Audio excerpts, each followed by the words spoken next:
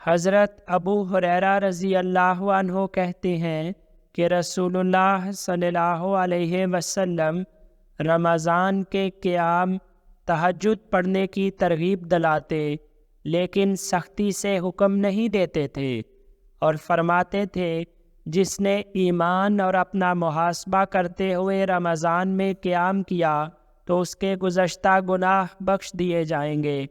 چنانچہ رسول اللہ صلی اللہ علیہ وسلم کی وفات ہو گئی اور یہ چیز اسی طرح چلتی رہی۔